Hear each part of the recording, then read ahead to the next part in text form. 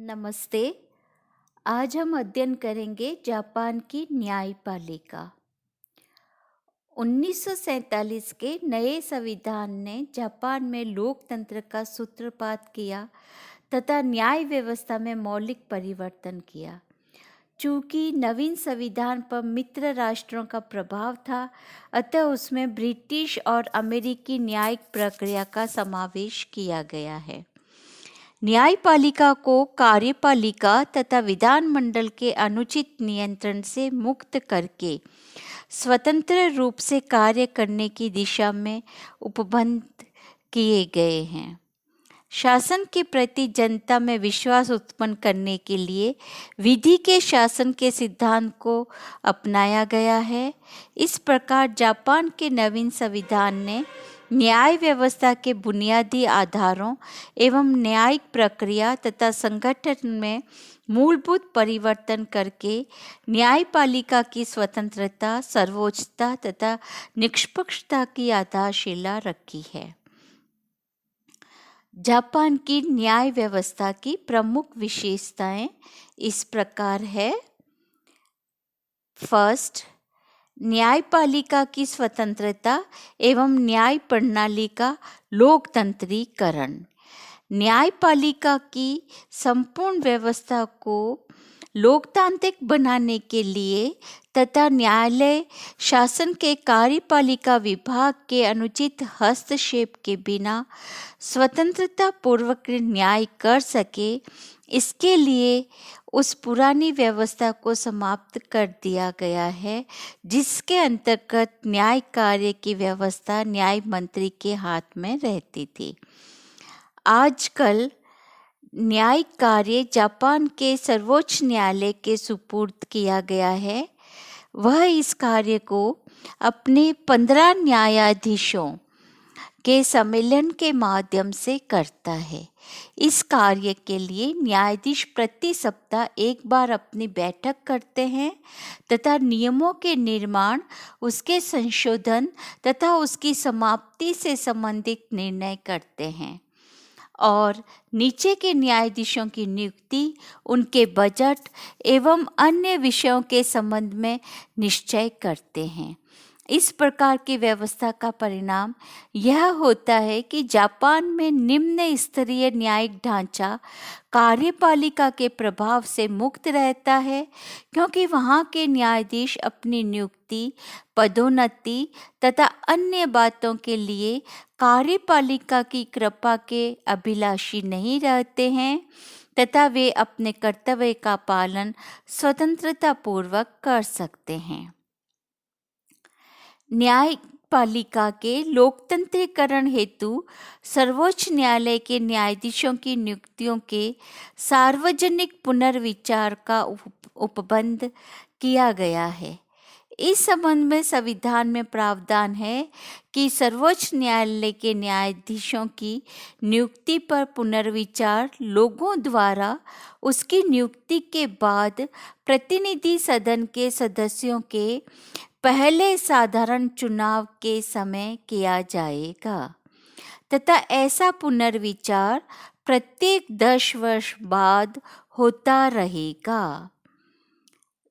Second, न्यायपालिका की पृथकता।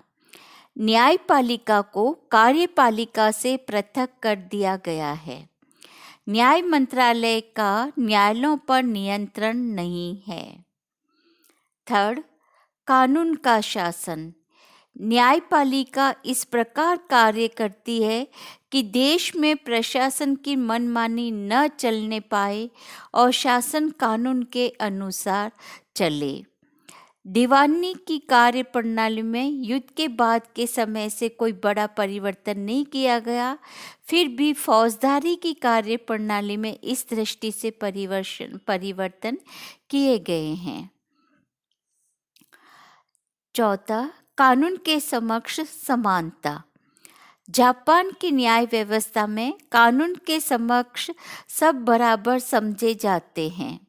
संविधान में यह व्यवस्था की गई है कि कानून द्वारा स्थापित प्रक्रिया के अतिरिक्त अन्य किसी भी भांति व्यक्ति के जीवन तथा स्वतंत्रता का अपहरण नहीं किया जाएगा, न कोई अन्य दंड दिया जाएगा। कानून के समक्ष समानता के सिद्धांत के परिणाम स्वरूप वहाँ प्रशासकीय न्यायालयों की व्यवस्था को समाप्त कर दिया गया है। नेक्स्ट, न्याय व्यवस्था की एकरूपता। संविधान के अनुच्छेद 76 के अनुसार देश की संपूर्ण न्यायिक सत्ता सर्वोच्च न्यायालय तथा कानून द्वारा स्थापित अधीनस्थ न्यायालयों में निहित है। सर्वोच्च न्यायालय के अधीन 8 उच्च न्यायालय, 49 जिला न्यायालय, 49 कौटुंबिक न्यायालय तथा 570 प्रारंभिक न्यायालय है। इस प्रकार जापानी न्याय व्यवस्था एक पिरामिड के समान क्रमानुसार संगठित की गई है, जिसके शीर्ष पर सर्वोच्च न्यायालय है। एकात्मक शासन होने के कारण संगठनात्मक स्थिति बहुत कुछ ब्रिटेन से मिलती जुलती है। नेक्स्ट, जूरी व्यवस्था की अनुपस्थिति।